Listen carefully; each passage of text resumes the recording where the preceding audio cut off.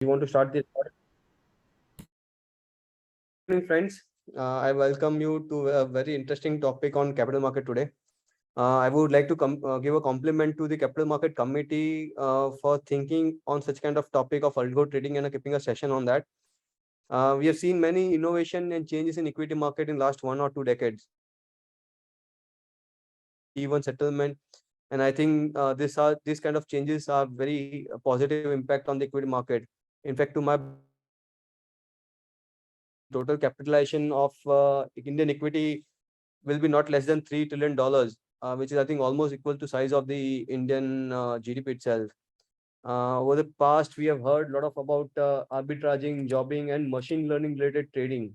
But historically, this kind of platform being used by HNIs or maybe institutional investors. Now, I think with next gen kind of broking house and the app has made it very easy and accessible. This kind of facility to the individual investors also. So we thought to have one session, where we learn on how in machine can also on the basis of some set rule can do trade on behalf of the investors. So that is how we have this kind of a program today.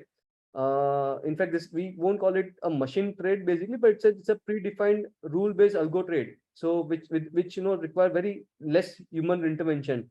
And I think, to my best of knowledge, human intervention is only required for whether the trades are being monitored, being executed properly, and this only for the monitoring purposes. Otherwise, all machine have been doing their own. And I think to cover this, Gadodia ji, who has enhanced, he is an MBA as well as very vast experience on equity analysis. Friends, in fact, we are planning to have one more long duration course on this kind of algo trading once we understand basic concept, and if then we can have one session. We will be trying to have a one long duration course on this also. Friends, with this agenda, I would request with Satyat Badana. You all will be aware that we have very nice, unique charity drive. I request everyone to visit our website and fill up your commitment with respect to Satyat Badana on the society because of this kind of program. And to my best of knowledge, from last what I have remember, more than 55 families have already given their commitment, and we have already committed 5 crore plus amount as a charity. So I request all CVO members and their website have your commitment full commitment, and I think that will help you to at least it gives a self confidence and self. It's a different kind of feeling if you once you start in giving charity, it will the person only will understand how important that is. And with this, I would to move on the program, I would request Mugna to please introduce the speaker for today. Over to you, Mugna.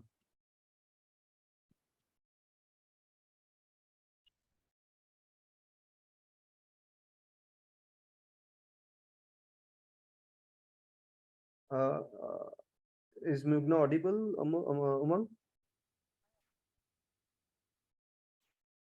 Mrugla, can you hear us? Your voice is not audible.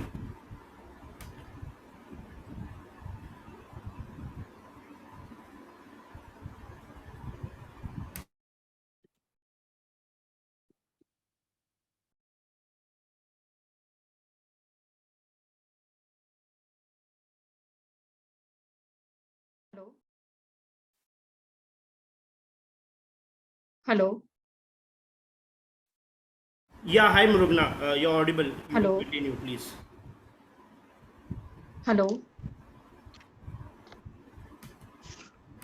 Mrugla, you're audible. You can start.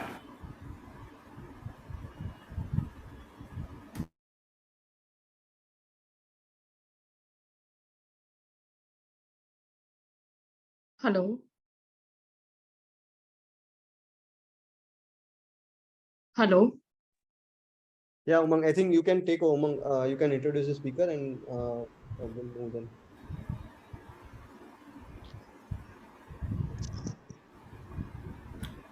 Hello.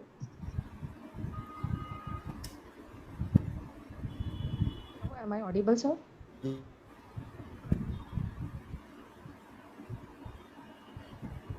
You want to take over the introduction? Yeah, I'll take it. Yeah. Sorry for interruption. Vivek Gadodia holds a MBA in Systems, Mumbai University, and Executive Program in Applied Finance. I am Kolkata. He worked with CMC Limited as an analyst programmer, and then HSBC Bank as technology manager. Post that, he managed trading technology and set up the institutional algo desk for MF.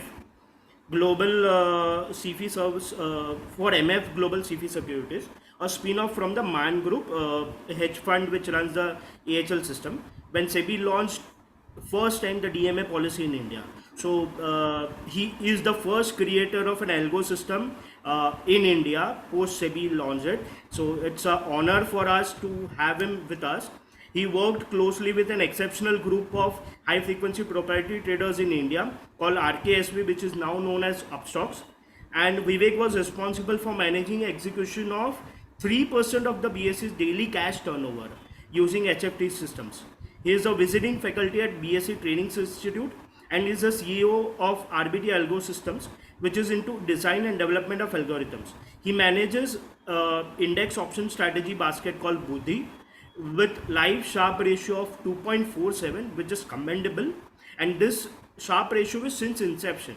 So that shows his niche in algo trading, not just from a technology perspective, but also from the core finance perspective and instrument perspective.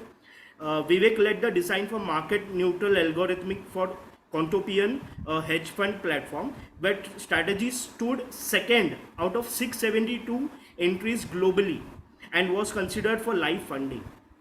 So, with this short introduction, let me welcome Vivek ji for this superb topic where he is apt for it, and we cannot find somebody else without him. Thank you. Yeah, thank you, Umang. Thank you for a short and very interesting resume. I think we were honestly, like, you're the best person to explain the entire concept of algo trading and on topic introduction. Before we further proceed on this, I would request treasurer of association Harsh Deria to present an Emomento. Of late, like, on the platform, we have started giving an Emomento. I think physical memento we will be trying and sending it to you through physical to share the Emomento, and Harsh, please present it to him. Yeah, thank you, President. So first of all, thank you, Vivek ji, for accepting our invite, and please accept, as Amit said, that this is an e-momento in this time of e-learning and e-meetings. We have come up with this idea of giving an e-momento as a mark of our love and admiration for you. The actual momento will be couriered to you. Thank you. Thanks a lot. So I think with this, Vivek, floor is yours now. You can take it over, and I know everybody will have a proper like.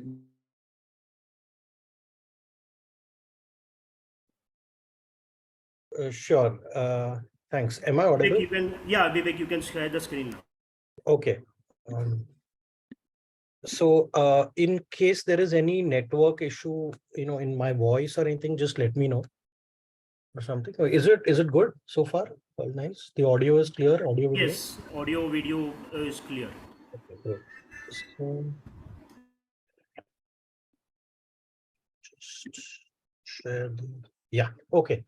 Well, thanks a lot for the intro and the kind words. So as I think Amit was talking in the introduction, it is exactly like we have come basically a far way where, we are talking about now doing more and more mechanical and rule-based things with less and less human intervention. And last decade, a lot of changes have happened, especially last 2-3 years. Very rapidly, a lot of changes are happening in retail level, and it's always interesting to see what the next few years also want to bring. So, what just to give a little background, so you all are from the market. Many of you would be investors, and some of would be traders as well.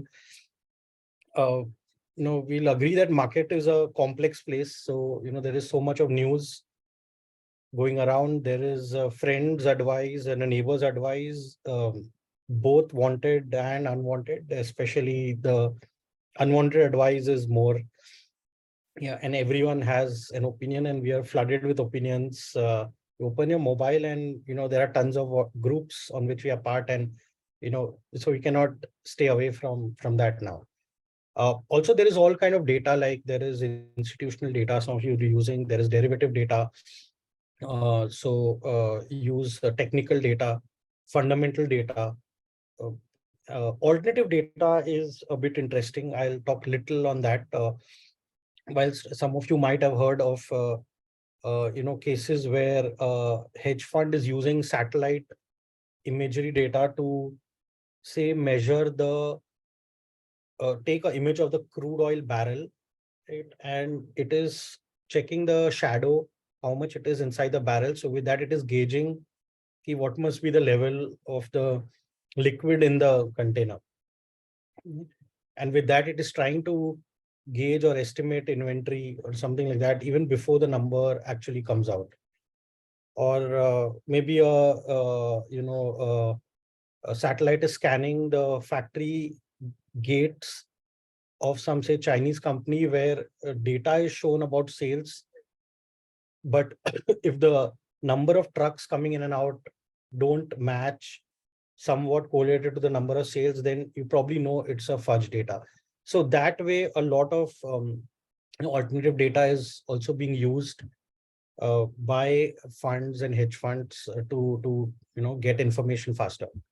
So we usually think that because this is complex, we can solve this complex problem by a complex solution. And many of us, you see on the charts, we'll have a lot of indicators more than necessary. However, in some limited experience that I have and talking to a lot of traders, meeting a lot of traders and talking to a lot of them who are profitable traders or on their journey to profitability, I've basically seen a lot of times that it is actually simple things that work. And it is a little tough to be simple and keep it simple. But generally, I've seen that many simple things, simple strategies kind of work and to solve this complex problem. And within that, one of the key things we have to accept is that there will be periods where the strategy is going to undergo losing trades.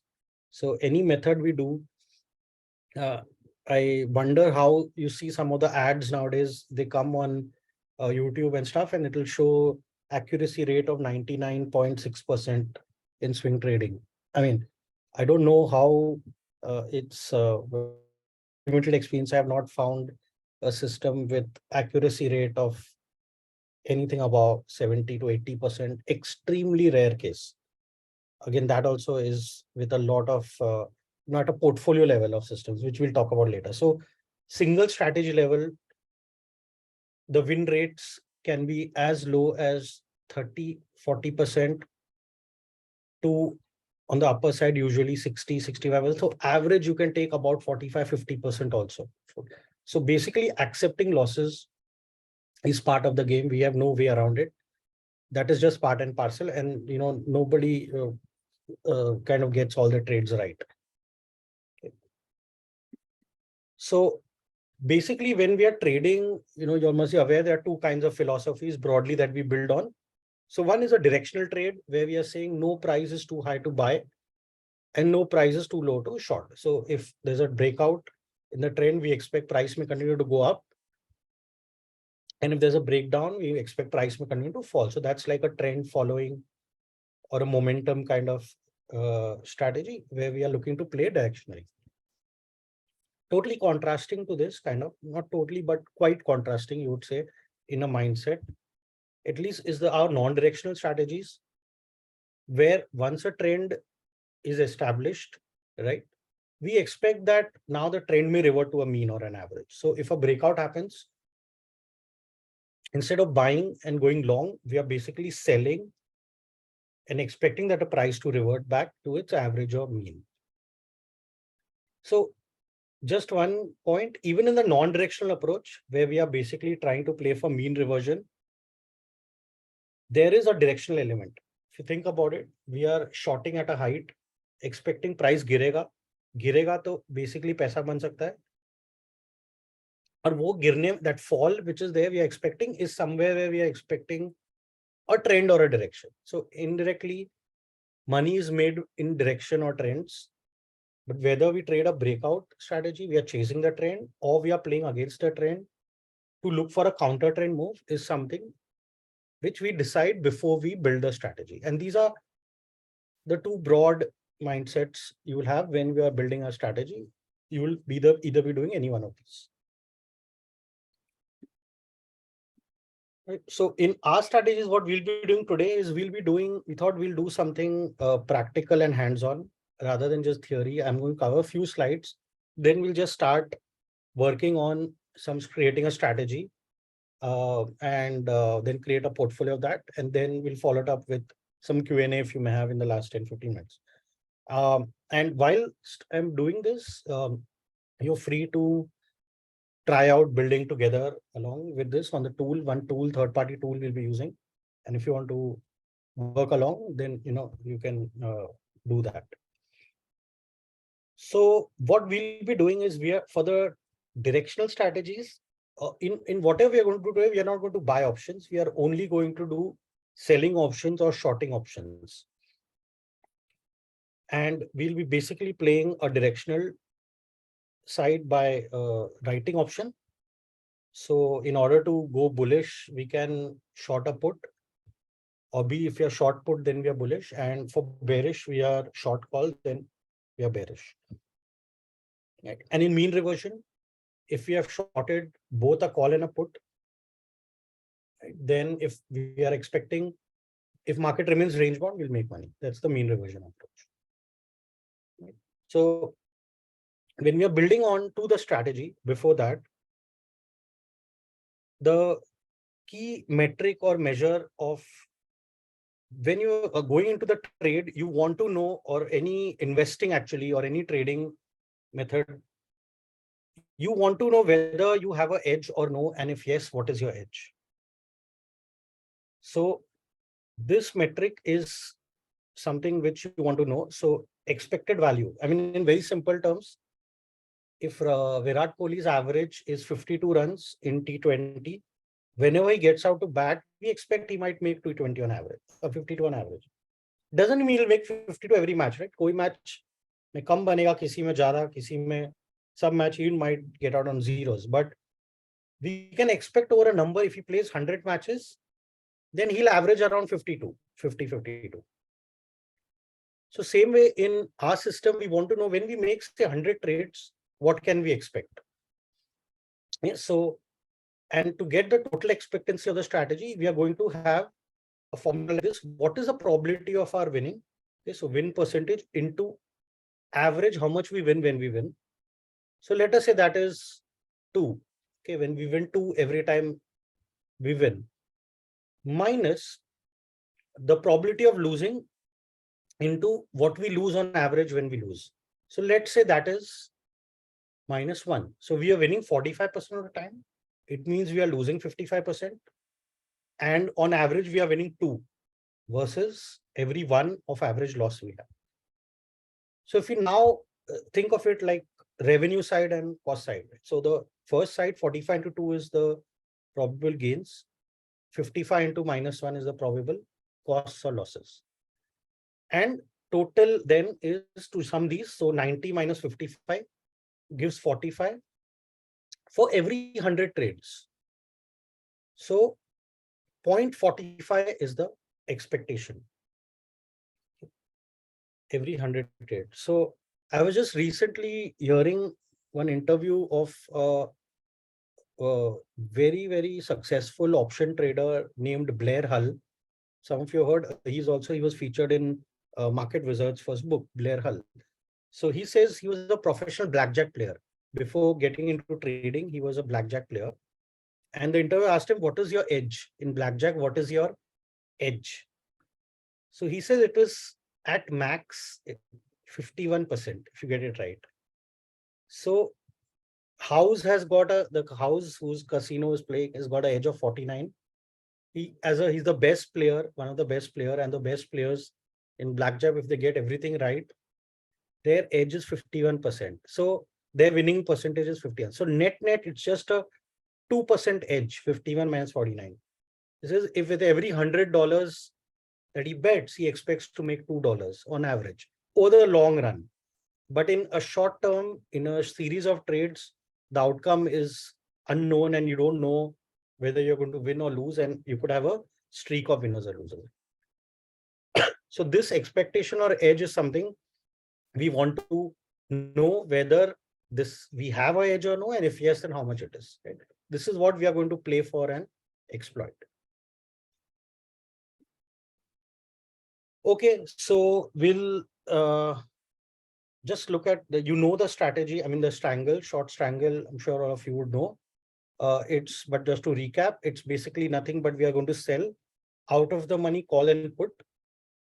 Strikes are different, expiry same, and quantity same. So we'll be selling same expiry, out of the money call and out of the money put. Okay. And we'll be doing Nifty, Bank Nifty, and now even Fin Nifty is there. It's quite picking up volume and liquidity. It's quite good. So we can even build that on Fin Nifty. We'll even see it on Fin Nifty. The payoff diagram you see here is something like A and B are the 2 points. If the stock remains in that range, we can expect to make money. If it falls or goes up till certain level, we will not make money, but we'll lose somewhat. Right. And then when it goes below the black line, below, which is more away from the current level, it will start losing. Same way on the upside, either side it goes, it will start losing. So as a seller of this short strangle, we are expecting market. I mean, we'll make money when market remains in range. And the buyer of this, if someone has bought the strangle, will make money if the market goes either side up or down, bigger than what he or she is expecting. Okay.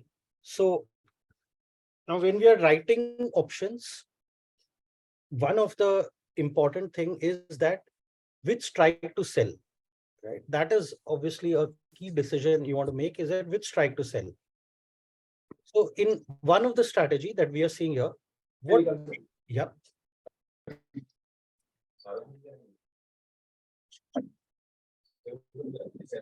So in one of the strategy, what we're going to do here is we will basically we will calculate a straddle width. Right. So straddle width ka concept is nothing but take the ATM, whatever is the ATM, and take the straddle of that. So let's say the straddle of the ATM is today, I mean, at a certain time, let's say at 9:30, after 15 minutes after market open, say the straddle of Bank Nifty is 1,000 rupees. So the ATM call and the ATM put total to 1,000 points. And suppose we give a multiplier of 1.5. This multiplier is a factor which is in our hand. So say we give 1.5, then we can create an upper band and a lower band. So the upper band is nothing but 44 ATM ka level plus 1,000 into 1,500. So upar ka 45,500 ho jayega. And niche ka 44 minus 1,500, 42,500 ho jayega. So 45,500 and 42,500 is what we are selling. So why this is we are calling it smart is because जो भी volatility है existing market में, whatever is the volatility, that is changing and the option prices are changing, right, based on the IV. So if the market becomes very volatile, right, like say of recent last 2-3 days, volatility has risen. So the straddle prices have risen compared to few days back, right? So we are going to then sell little farther out. Whereas if the volatility reduces, we are going to sell a little closer. So what we are doing is we are automatically adjusting our band based on the vol in the market, right? And we are not guessing or estimating what that range will be. I mean, we are using the information by all the option traders who are mostly institutions, mostly traders who have done all the maths. They have done a lot of calculation in their models. They are pricing the options. So we are just following them largely. We are taking the volatility which is being computed by them, and we are, taking that data point and building our strikes on that. So it's a very useful input or information. The IV currently is something we can just use to our advantage by dynamically creating a band and choosing the strike based on what the IV currently, if the market is. So this is the way we are going to choose our strikes. As we build now going forward, it will become more clear if case in doubt. Okay. So, sorry. So this is what. So when you're building an algorithm rule, one of the things is that why many, let's put it that why sometimes the algos or the process of that does not work or it fails is when we are not able to convert our subjective ideas or rules into an objective rule. So for example, one idea is that if the bank nifty policy is bad, I'm going to short. Now, your and my definition of bad might be different, right? And all of us among the group, we are 20 people, we all might have different definitions of bad. For somebody, it might be that if the rate was 0.5% expectation rate hike and actual rate hike turned out to be higher than half, example, then that is bad. So having something like that is objective. We can explain it to a computer, we can test it, and computer can understand. But otherwise, if we just tell computer, policy is bad, except now, I don't know, with chat GPT, maybe that's also possible or going to be possible soon. But basically, we want to create an objective rule which a computer can understand. So we are trying to simplify all our thoughts into creating some set of objective rules. So in the objective rules, we have to have very clear entry exit rules, right? So what we are doing, we are going to be putting on the short strangle. Okay? We are going to be putting a stop loss of, let's say, 25% on each leg. And we are going to have a target of 50% on each leg of the call and the put. So the target is 2 times the SL. Each leg call put is basically an individual leg, means the stop loss targets of every leg are going to be individually managed. If the SL of one leg is hit, we will let the other leg remain till its own SL or target is hit. So these are two independent, think of them as independent legs, and we are going to let them run independently. How much capital approx is needed? Roughly for one strangle of Bank Nifty, approx 1.5 lakh is the margin needed. So when we are going to do the portfolio later, we will also talk more about the capital. But for now, just for margin, it's about, say, 1.5 lakh. Or if you want to take conservatively, you want to take some extra buffer and all, take 2 lakh of capital. And fine, because why is this important? We want to back calculate and see what is our drawdown or risk. So what is the maximum drawdown that our strategy is undergoing? Right? And that is nothing but when we start the strategy, imagine the worst point we encounter in the start. That's a max DD. So we want to ideally keep that to single digit, and if possible, preferably less than 5% or 6%. If neither stop nor target is hit during the day, just get out. So neither stop nor target is hit, we get out and exit at 315. Why? Because we are not going to hold position overnight in this system. It's an intraday system, and whatever is the overnight news, we don't want any effect to be affected in any way by that in this strategy. So it's a strictly intraday system. Okay, totally objective, totally clear. Right. Now let's start building. So what I'm going to do is just come into this tool called, it's a third-party tool, right, that I use. Algotest.in is a tool, is the name of the tool. Okay, so once if you go to algotest.in, and if you want to register and work along, I think they have some free 25 credits for the backtesting process. Right? So you can register and even start building now or later, right? So algotest.in, once you register, it opens this dashboard like this. Now, what I'm going to do, यहाँ पे left में 920 straddle है, hashtag 920 straddle, उसके नीचे there's a button plus add new. It's in very faint blue. We'll just click that, okay, and I come on the screen. So is the screen visible? It's decent, or should I zoom it a bit, or is Try it if you can zoom it. okay? Is this better? A little better? Yeah, better. Yeah. Okay. Super. Okay. So what we are going to do is we are going to choose index as Bank Nifty. Okay. Strategy type is intraday. BTST is basically, buy today, sell tomorrow, 1 day. Positional is for anything non-intraday or BTST. Right. So we stick to intraday. And this is another very important thing. So when we are choosing the ATM, in the weekly options, the problem is we don't have any weekly future contract. Right? And the monthly future is not reflective at all of the current future price in the market. So the best way to take, definitely don't take futures here. Cash, if you take underlying from cash, it is almost going to be similar to the synthetic future.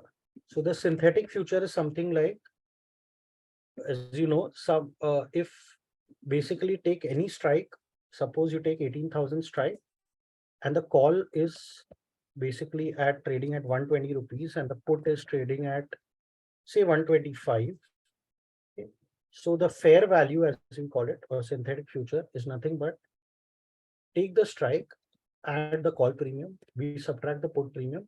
This 795 what we get is the fair value or the actual synthetic future, or this is what the current future is, right? And if we take from cash, it almost is close to this level. So the strikes which are selected, ATM and OTMs and all that, will be more reflective of the current ATM in the market and not the, for the future, it will become little lopsided. Okay. So underlying from cash is something you want to take. Leg wise setting, square off, partial or complete. We said every leg is going to be independently managed. So if one leg stop loss gets hit, just get off that and let the other leg remain on itself. Right? So that's why we are choosing partial here. Now we start building. So यहाँ पे आपको legs ये जो दिख रहा है यहाँ पे we just start. This is like a template we can fill to start building the legs. So let's say the first leg we do is a sell, call, weekly, and strike type. जो criteria है, we are going to go and choose straddle with. So with straddle with, now you have some another 2-3 boxes opened up. So the ATM strike plus or minus. So for the call, we are going to plus because we want to sell a OTM call. So हम लोग इसको 1 multiplier दे देते हैं. And I'll just say add leg. Now, once this leg is added successfully, you see it created here with this small cross and this copy sign. It means now this leg is activated and it is going to actually get tested when we create a strategy. So we are going to give a stop loss of how much percentage? Anyone remembers? What was our stop loss percentage? Yes, 25, that's right. That's right. Got an answer from Umang only. Yes, 25. So stop loss is 25%. Target profit, we'll go and say have it as 50%. Okay. And we'll just now copy this. Once the first leg is created, just copy it. In the second leg, call ki jagah, we have to make it put. Instead of call, we have to just make it put. And instead of adding one, we have to now subtract one from the ATM level. Here's where most of us make a mistake. Usually we sometimes let it be plus karte wo ITM, we are then selling ITM instead of OTM. So if you are doing this strategy and you ever find your results are vague after what you have tested and works, 99% somewhere either this sign is not correctly chosen, or instead of call put here, we have probably done call or we have done put or something, like call is generally the one. So this is all okay. Second leg also done. Everything else just leave it as is, nothing to do. Now we have a date for which you want to backtest. So let's say I usually choose something like a 1st Feb of 2019, because the Nifty weeklies came out in Feb 19. So I'm just taking now all testing from Feb 19. Feb 19 say 13 March 23. That is still date. And we just go and say start backtest.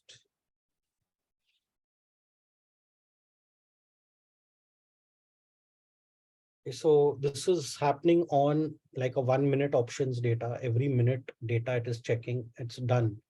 So because the button is now enabled again, now the test has run. And what you see is the green line is the profit curve and the underlying is the Bank Nifty itself. So if we just uncheck, only see the profit. If we check this, you get to see the Bank Nifty with this. So in COVID, this is Bank Nifty fell 50%. Now, other than equity curve, you have this drawdown or underwater curve. So this is all the periods where the strategy is losing money. So you see it has got number of periods where it is losing like 2,000, 4,000, sometimes 6,000. Maximum was here around 11,000. This was in COVID, March 2020, COVID, just when the extreme volatility was there and bottom was made, 24th March ko kuch bottom tha. Uske around this strategy gave its max draw. But most of the other time it's around 5,000-6,000. Right. Now, before we also start looking at the profit numbers, drawdown, any other analysis, it makes sense to add one very key thing, which is nothing but the slippage or cost, because this is the real world.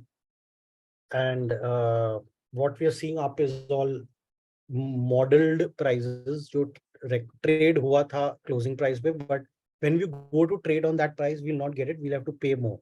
And while selling, we'll have to sell it at lower because of the slippage. So you can take about 0.75% slippage. Vivek, what does slippage actually cover for betterment of the audience? If you could. Sure, I'll take a couple of minutes to try to share more on that then. Right. So let's say that we have a bid and an offer, okay, going on. And suppose we're just talking, say, for Reliance stock. Right? So all the bid sizes, there will be some buyers, right? Say 2323, let's say an offer is 2324. And like that, all these bids will be lower than this and stuff, and offers will be higher. And there'll be some quantities here, say 100 shares, 200 shares. यहाँ पे basically मान लो 200, 400, whatever.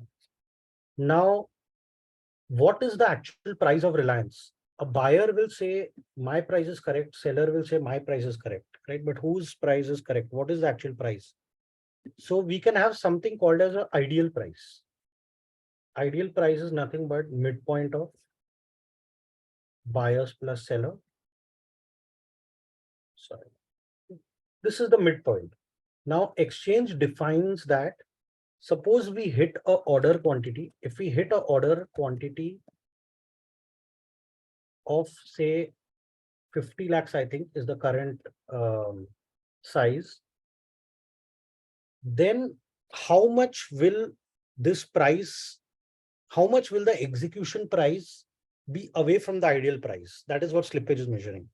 When we hit a 50 lakh worth order, we will not get it at this ideal also, zyada bharna padega, right? Because some people are quoting higher.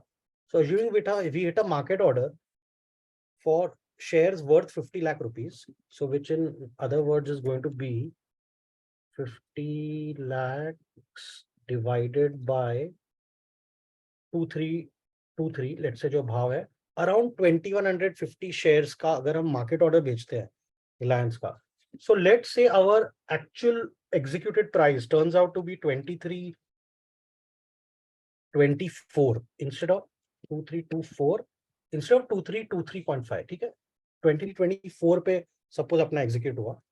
So now we can calculate our slippage. It is nothing but the executed price for this minus the ideal price. Okay, 50 paisa extra bhara pane.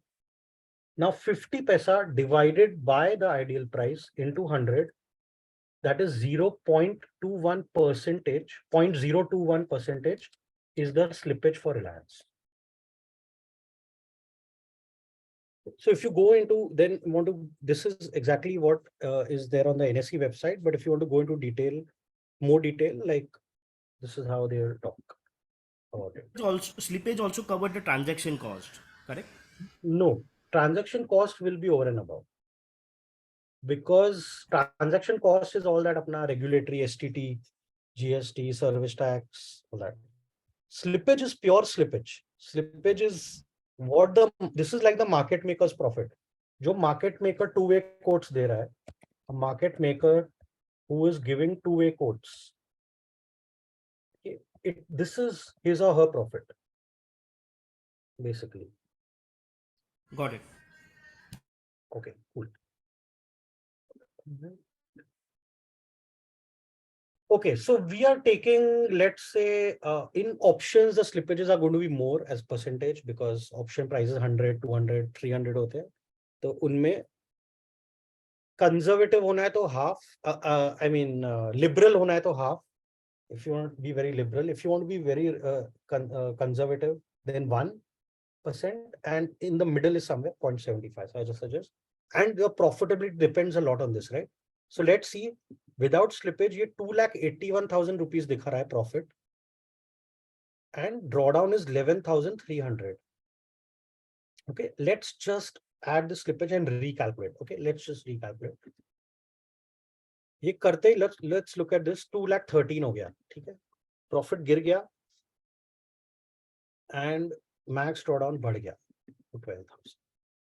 But now what we are seeing is realistic. Before that, it's always like, that brochure of the car, when you go to buy a new car, it will say mileage 20 kilometers per liter ka average hai. In city, when you drive the car, if you're lucky, you get 11. We get 11 or something, right? Petrol car. Actually, it's 10. So this, seeing a backtest without slippage and without cost, especially for a system where the number of trades are reasonably high. So like in this strategy, if I go, the number of trades are 1,000 for 4 years, because every day we are trading, we are taking one trade every day. So more the trades, more the sensitivity to slippage and cost, right? So a strategy which looks profitable without slippage and cost can be negative after adding slippage. It is that kind of a difference it can make. Okay. So now what we are seeing, but though, is realistic, somewhat realistic. Again, this is a model, so it has its own share of errors, omissions, and stuff assumptions in how they've calculated with the data, where to take the exit and things like that. But this is somewhat close to what in real world you can. If you want to be a little more conservative, from this 2,13,000, remove 20,000-30,000 more. 40,000 more if you want, right? And this drawdown may you can add 2, 3,000, 4,000 sort of. Then that might be a very close to reality kind of picture. Sorry. Still on 2 lakhs, if we did this simple strategy, it's made about 2 lakh, right? Almost 100% in 4 years. So it's roughly 25% annualized. With more than that, look at the risk. Okay, the risk is hardly 5-6%. On 2 lakhs, the risk is about 6%. Again, one caveat, I'm not recommending ever to do only one strategy. Okay, and a strategy which has worked in the past, there is sort of no guarantee that it will work in future.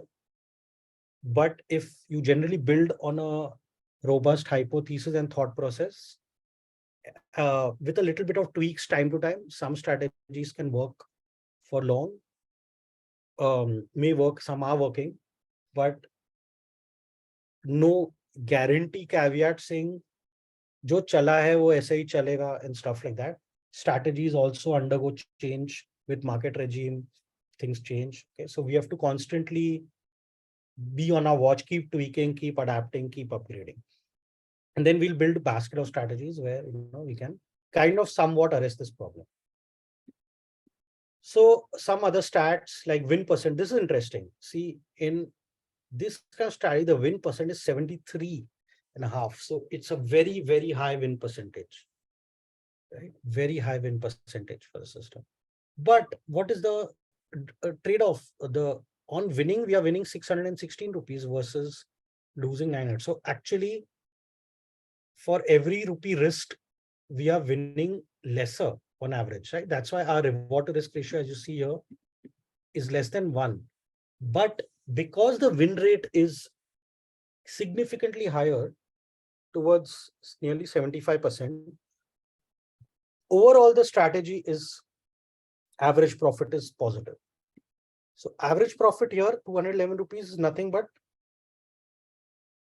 after taking out all the losses, whatever is the profits left, divide by total number of trades. So 1010 into 211 will 0.66 will give this.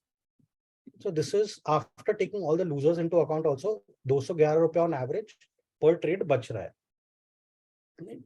And it might appear initial days when I was learning this from another trader, I used to kind of wonder that this was not very lucrative because I was usually doing mostly trend following in futures and all that. And wow, the win rates were lower, but the average profit was higher. But if you think of it in percentage, this is like 0.1% per trade. 2 lakh rupees pe 200 rupees is almost like 0.1% something per trade, right? So when you keep doing more of it every day, I mean, the same kind of system every day with its risk management rules and all, right? It adds up and it's reasonably good. So some other key metrics you would want to look at is how many days the system remained in drawdown. So it's like drawdown hua, but how fast did it recover? Right. So you want this to be lower as much, right? You want to recover from a drawdown as fast as possible. Return to MDD is nothing but average annual return divided by max drawdown. So basically, so let's say 25, 26, whatever percent is the average annual return divided by 6%, which is the max drawdown. So that gives a ratio of around 4.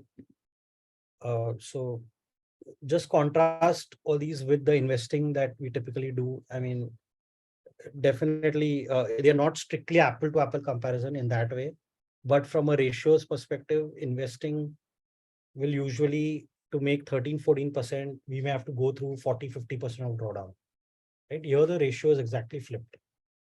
For every rupee of risk, you're kind of expecting only to make 4 rupees of return. Okay, the max winning streak, then yeah. So another thing, these trades and all can be downloaded, full report. So each leg is shown, right? Like first trade done on 2nd February 19 at 9:35. Okay, I didn't change that from 935, 930, but 935 maybe these are the performance. Each leg here, so ye call leg hai, ye put leg hai. So call leg basically sold the 27,800 call 25 quantity at 65 rupees, and we exited this at 83. So a stop loss got hit, so we can, for the call the stop got hit, but the put which we sold at 96 rupees, right, we exited at 49. This target has come, 50% decay, right? At 12:35 the target came. So even without looking at the chart, we can conclude that on this date, 1st February, the market went up, call got stopped out, and it went up reasonably. So because the put decayed by half at least, and we got our target. So this is the beauty of this kind of thing. Leaving one leg intact and squaring of the other leg.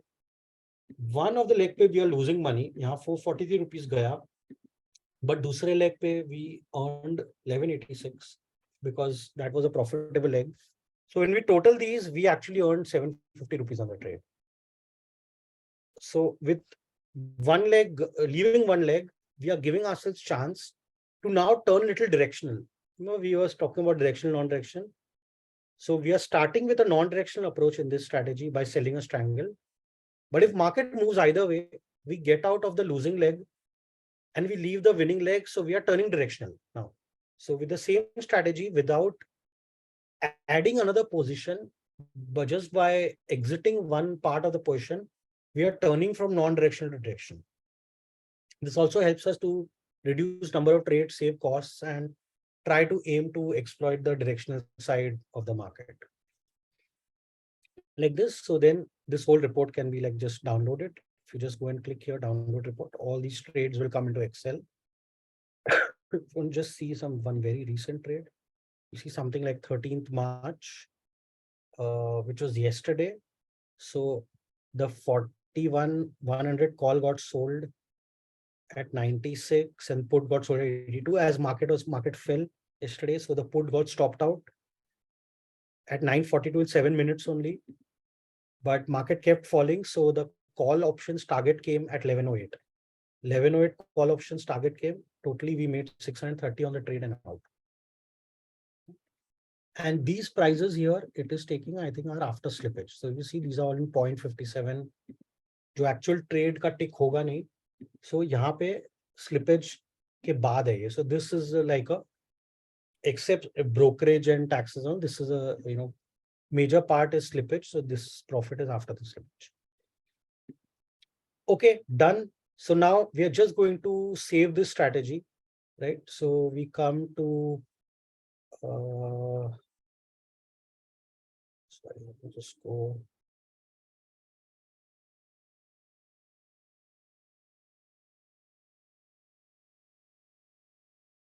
Yeah, button near start backtest. Oh yeah, I am missing it. Somewhere near the start backtest, right? It's the freezed pan below. It's in the much below this. No, it's a freeze pan. Okay.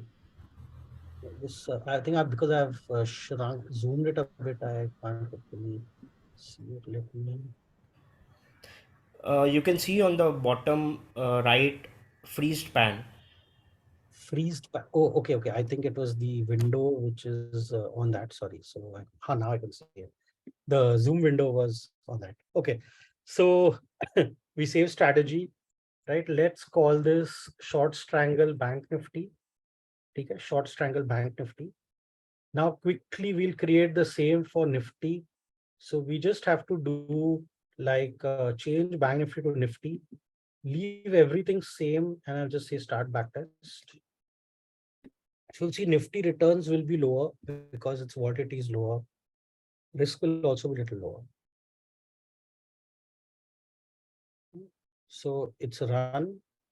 Still the curve is decent after adding the slippage. Recalculate. Right. It's about a lakh. And we here also will go and just save it as a new strategy. So I will say SS NIF.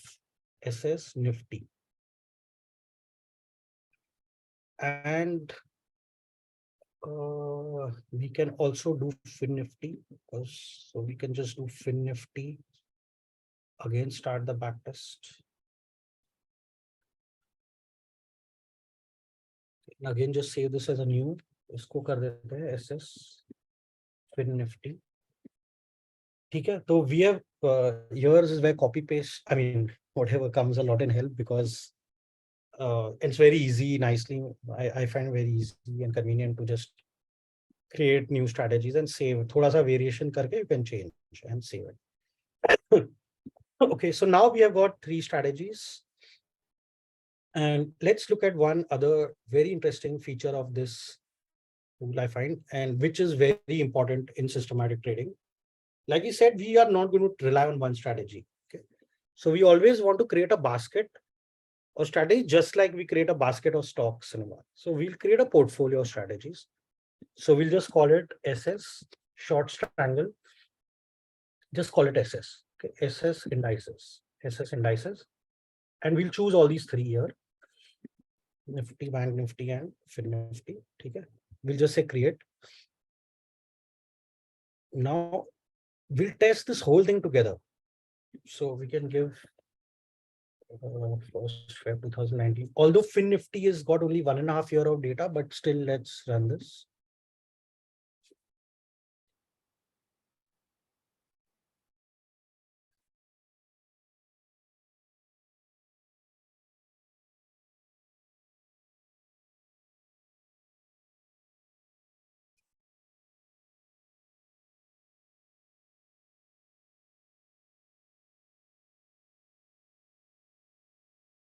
Okay, so this is the combo curve. You have to add slippage first, because without that it will not be realistic. So 0.75 here. Now this combo has made is making 3,80,000. Win period is about 69.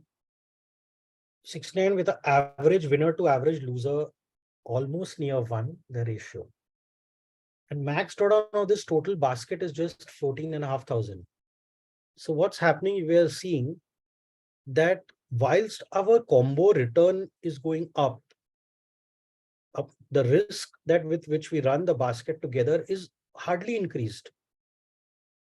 Why is that? So when you come down into this button here called show correlation matrix, this is each strategy's correlation with the return of the other strategy. So for example, the Fin Nifty short strangle and the Nifty short strangle, same strategy, right? But just running on Fin Nifty and Nifty, they have a negative 0.03, near zero correlation, right? Near zero correlation. Nifty with Bank Nifty is near zero. Bank Nifty with Fin Nifty, sorry, is nearly zero. And Bank Nifty are correlated on 0.38. So what are the correlations you may want to look for? So you may want to look for correlations at portfolio to be between negative 0.3 to positive 0.3. For most of your strategies, you may want to look for correlations to be between negative 0.3 to positive 0.3. And you may want the portfolio level correlation to be near zero. So this literally means that no matter like what happens, I mean, to the market, not in a sense that 100%, obviously things can change, but till now, whatever has happened in the market, let's put it that way, these strategies have kind of been nearly unaffected. And you can see number of negative months is also just about 5 or 6 out of almost 60 months. Again, except for that COVID period, most of the drawdowns are in 6,000-7,000 region. And you might find some metrics of some individual strategies to be better than the portfolio. But then the question is, why not trade only those individual strategies, and why trade the portfolio? Why not put all money on those 1 or 2 individual? But when you are aiming to scale and run a larger book, or you want to aim for more consistent return, irrespective of, you don't necessarily, you want to trade off, maybe don't want a very high return, but you are okay, you want to trade that for consistency, then trading a portfolio increases your odds of, even if 1 or 2 strategies don't work and you have a basket, say you have a basket. Now just expand this concept to say 20 strategies. Say you have 20 strategies, right? Even if 1 or 2 of them sort of don't work, it doesn't affect as much at portfolio level. And you have time to repair. You can pause them, you can cut size, or you can take corrective action. But if you're just running 1 or 2, it's like saying you have the Indian team full of Virat Kohlis. How good a team or bad a team it will be? It will be a very bad team. Because although he's the best player, one of the best run chasers in the world, when he's not performing, the whole team doesn't perform in that way. So you want variety of players to be together. That's the aim, to build a basket of strategies which together survive, and kind of you want to aim to make consistent return in that. So you can see the RR of this portfolio is better than any individual strategy. Expectancy is higher. Expectancy ratio is just like expectancy. They are calculating winning percentage into average winning percentage per trade minus losing percent into average losing percent. So 0.36 is highest among all these. Winning streak. In some cases, the Bank Nifty strategy will have little better metrics than the aggregate, but then betting on that alone versus betting on the portfolio, in my opinion, is a little safer call, because what if sometimes Bank Nifty is not working, or something changes and the Nifty strategy starts, like off late Fin Nifty is doing really well. So the Fin Nifty strategy, although this is just like 1.5 years of data almost, and again, this what we are you're seeing here is just like a template or an idea of a strategy. I mean, you can think of variations, and there are multiple ways how you want to improve this. You can add more rules, and you can tweak it, you can change it, you can change the width of the multiplier. Okay, you can switch off these days tab and say you want to, for example, you want to run it only on Wednesdays and Thursdays, right? For suppose example, some strategy. So you go and we just go here and uncheck Monday, Tuesday, Friday. And so if you do that, we see return as you're dropped significantly, and RRs and everything has also dropped. So this strategy, these strategies, so far it makes sense to trade them all the days. But there are some strategies you might find which only do very well on, or they don't do as well, or they have high risk on days other than Wednesday and Thursday. And that's why, because maximum theta decay will happen on Wednesday and Thursday, Thursday being expired. Like tomorrow is Wednesday. So tomorrow I'll be running, say in the basket that I run, I'll be running about 80% of my strategy basket that I run, right? And say today it was about 60% of the strategies I was running. And on Thursday, I will run all 100%, like whatever is there. So there are some special strategies we can trade on Thursday only for expiry. Want to exploit the special characteristic of the expiry day with a high theta decay probability. So this way you can filter and you can build up different strategies to create a basket according to having complementary strategies. And to check the complement, just come here and everything you add, change, keep checking the correlation matrix. So just keep seeing how that changes. So if you visualize like a 20 by 20 matrix here, you will have like you can have a lot of more variation across. But this is very good also, right? Like two strategies are almost negative near zero, and one is just 0.38. So sometimes individual strategies being 0.40, 0.50 tak is okay. Also, or if you have some very few which are little high correlated, okay, but the bulk of the strategies you want them to be between negative 0.3 and positive 0.3. So bulk you want between zero, near to zero as much as possible. So, so once you save the portfolio, right? You've saved the portfolio. Finally, one can go and paper trade this. So if you go into paper trade, okay, you can go to these strategies, whatever, and activate them. And it will create like a virtual trade. Paper trade is like a virtual money kind of near real live experience.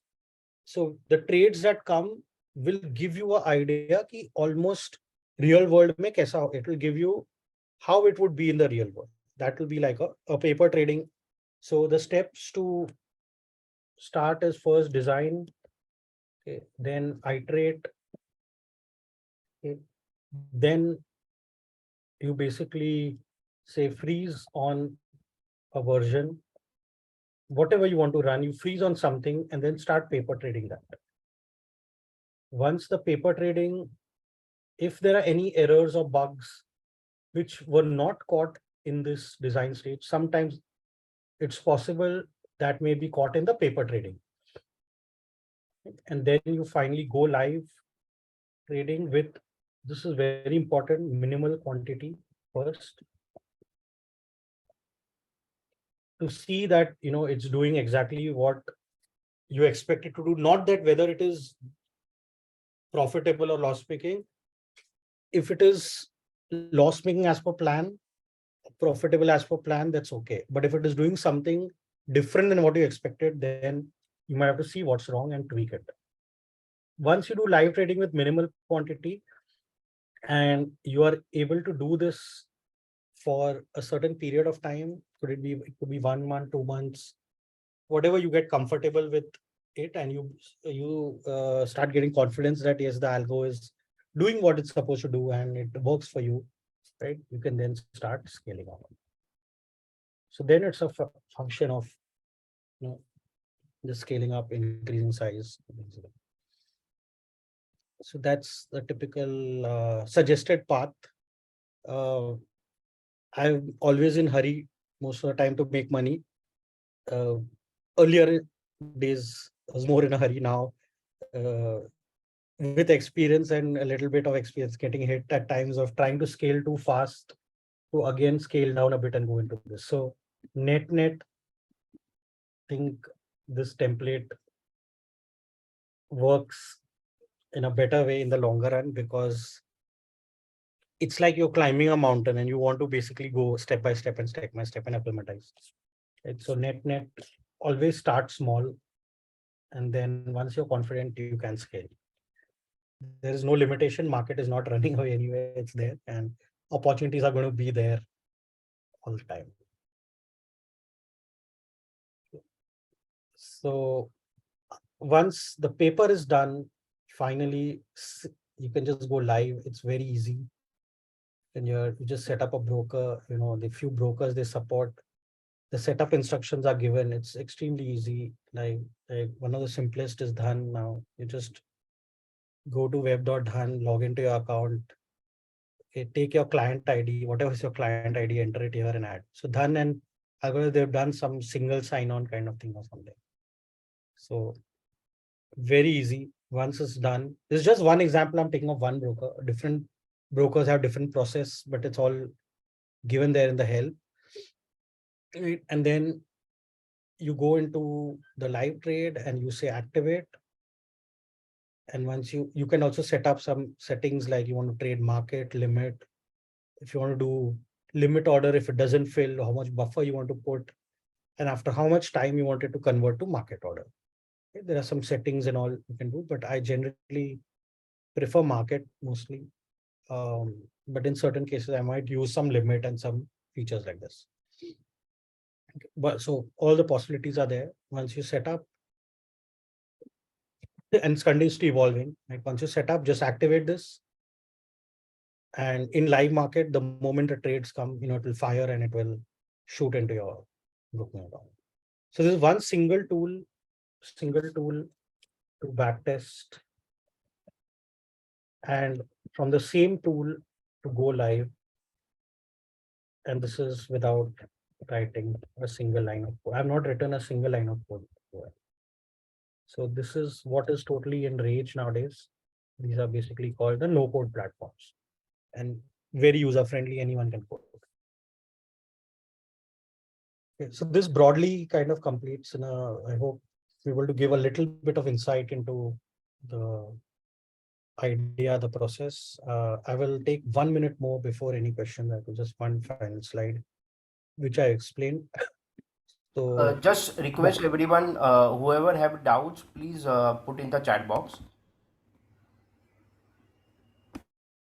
So this is from basically one of the, if you've heard of Turtle Traders, very famous group of traders who were trading trend following and momentum strategies, longer term trend following in the 80s and all. And they were, some of them are very successful in trading. They still trade, they are very successful, right? So one of the Turtle, Liz Cheval, she was giving a lecture at one of the conferences in Chicago in the 80s. And she explained perfect negative correlation. This is hypothetical, but best way to explain it. So there are two traders, A and B. They're all months, Jan to December. Trader A in January makes 4%, trader B makes 0 in that. And in February, trader A makes 0 and trader B makes 4. And vice versa. 4004, 4004 like this. And if you take the blend of both of them, it's going to be 2%. Right? So each is going to make 2%. If you now take a summary, right, each is making 24% totally. Like trader A is also making 64, 24, B is also doing that. Blend is also doing that. But the standard deviation or the volatility of blend is 0, right? Because trader A, B still has a standard deviation of 2, but blend is 0 because it's every month like 2% consistently. So this just showcases the benefits of like having negative correlations and non-correlations. So you want to make this kind of strategies you can do. Non-directional, directional strategies can be combined along with this. You might also want to do like long call, long put strategies on technicals. Maybe some technical trade comes, take a signal. You could trade futures there, or you could trade options. So in a long signal buy call, in a short signal buy put, or you could do futures directional, or typically we do lump sum or SIPs of Nifty Bs, the ETF, like that's a little more longer index holding, and we can build this kind of strategies and also like for techno funda model, like some of you must be using some small cases or some theme based portfolios now, quant based portfolios or momentum. In very simple words, you can have a list of fundamental stocks filtered as per some criteria, and you run technical rules on that. So it's like a techno, it has an exit rule. So like this, you can kind of combine baskets of things, and typically you can use the leverage, the long portfolios, the equities to take margin for the options. That's another very, what a lot of people are nowadays doing is utilizing their idle portfolios to kind of aim to generate some additional returns using options, although obviously after understanding and with calibrated risk things. And so thank you. That's broadly it. If there are any questions, happy to take. Thank you, Vivek. It was. I think we have some questions on WhatsApp. So, Umang, we want to take those questions. Yeah, please. Vivek, just to give a heads up to everyone, is algo trading is a money minting machine?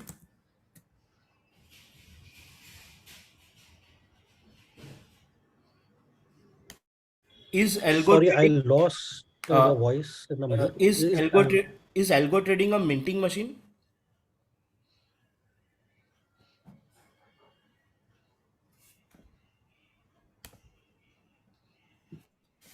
Umang, we lost your voice in between. You will have to repeat it. Is algo trading a minting machine? Oh, okay. Is it a minting machine? So the first image I had about it when I got in is saw this person sitting on the shack in the beach, and uske baaju mein there's some cola or something he's sipping and laptop hai, or I thought so, but I think there's a little bit of truth and a little bit of false in that. So definitely not as easy as it looks. If it was, everyone would do it. Uh, it's easy in a way if you I think I found that if you're building strategies which really suit you and you're comfortable with, it's easier to stick to them relatively, right? And so doing algo trading in the right way, with the correct scientific way, approaching it with a testing and getting an expectancy and trading the right size, trading the right position size. I think here's where a lot of us go wrong. We made most of our mistakes are mistakes in size. Either we scaled up too fast or scaled too slow, and then suddenly scaled up and then a drawdown comes and you're taking a drawdown on a higher base.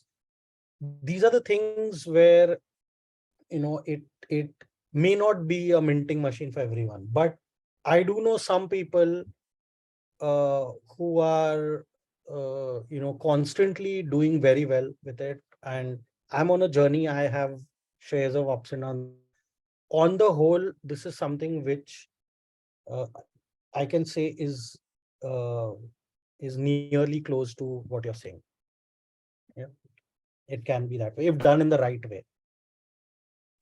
So key here is to continue to have faith on the strategy and do it in the market be all the time. It's like we get 10 tips, and 10 tips out of which 10 fail, then we lose confidence and we don't follow the other tips, and actually the other tips are minting money. So the key is to have discipline and be in the market, correct? Abs- Yeah, absolutely. Like I think it's sticking to the system. Yeah. So what is a minimum period I of think there's a couple backtesting of required? questions from the participants also.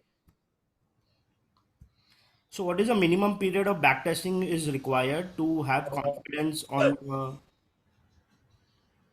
Idea of backtesting is to cover all different kind of regimes as much as possible. So Yeah. if you test a long only system from 2004 to 2007 ka bull market, it will show very good result, but take 2008 9 and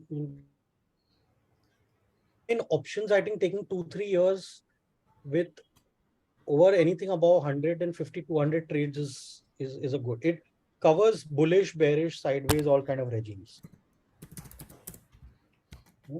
While getting into the exact, there is some mathematical way also on this and all. That's a little advanced kind of thing, but suffice for now that we want to cover all regimes, at least 100 200 trades. Okay.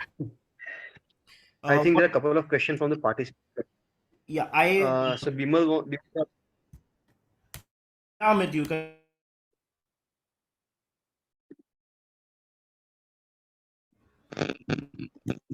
Hello, am I audible? Vivek sir, there's a technical question. The strategies that you showed and back tested. I just had a question on stop loss. During the times of the volatilities that we are having right now, do these stop losses get hit or the trade remains in the system? And if it remains in the system, then the whole trade gets lost, I think. So what should be done at that point of time? So there are two ways. One is to put the stop loss into the system and leave it. I'm not sure if that's what you're asking. Are you saying let the stop loss get triggered and leave in the system? Or the other way is your algo is monitoring the price constantly. And if the stop loss gets hit, it will fire the order. Is that what you're trying to say? If you yes, in certain times of high volatility, you will find sometimes the orders, the slippages might be a little more, right? Or the stop gets hit pretty frequently.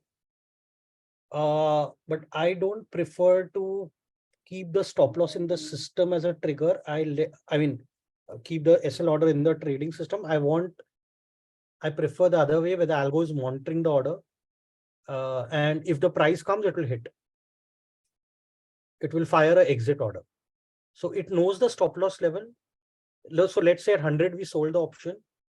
Stop loss is 25%. So it's 125. The algotest tool will show you in the option when the order book comes, it will show a trigger price as 125 for the SL. Moment 125 price comes, it will hit. It will fire. And yes, in some extreme high volatility, sometimes the price will jump quite a bit from the price we want it to execute, but that's part of the game.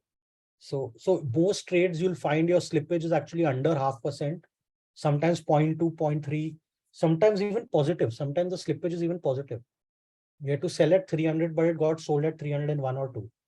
So it averages out, but sometimes in some trades, the slippage will be higher. So it overall adjusts to about 0.75.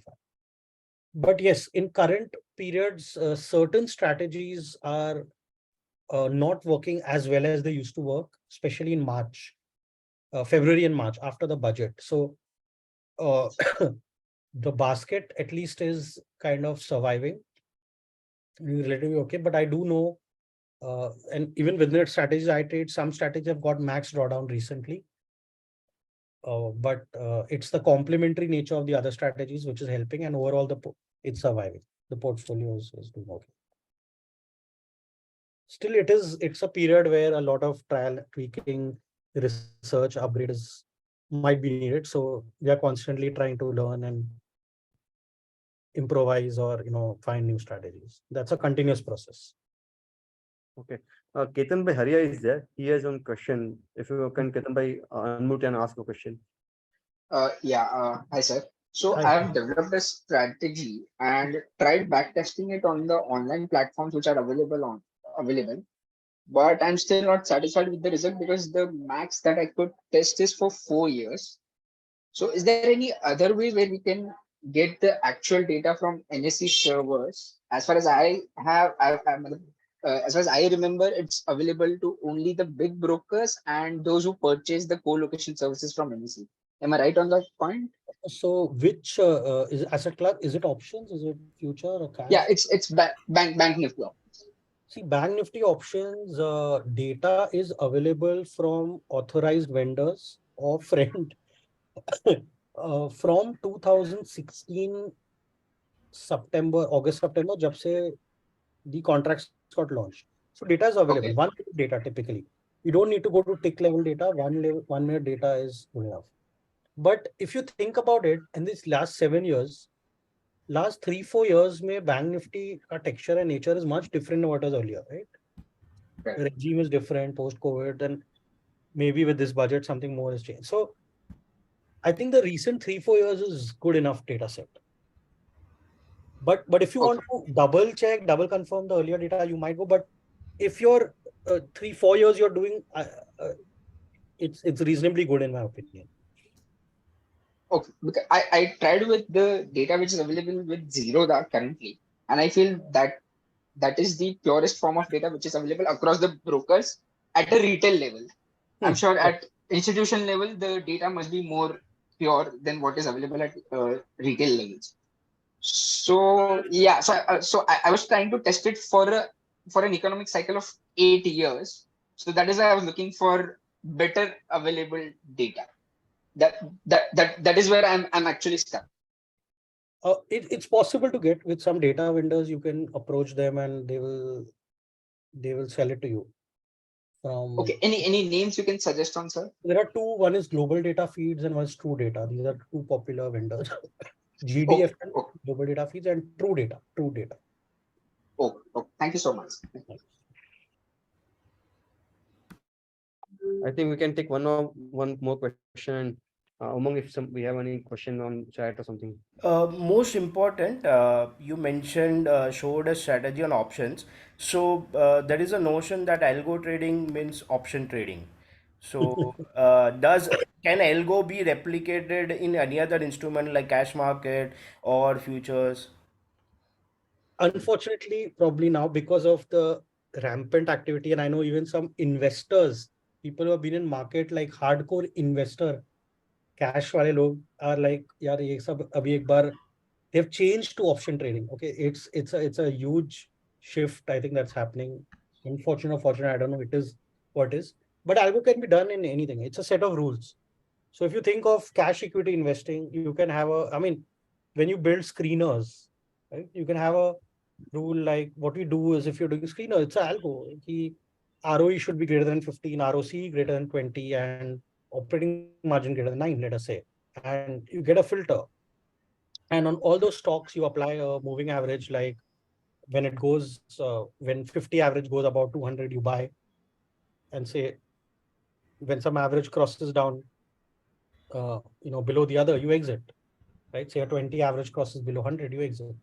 This is one whole set of rule-based investing kind of framework. The only difference I think between a typical buy and hold and algo is that in this algo or rule-based thing, we have an exit rule, whereas which is objective mostly. Whereas in the buy and hold and all, you typically have it might be a little more subjective in this. That's about it.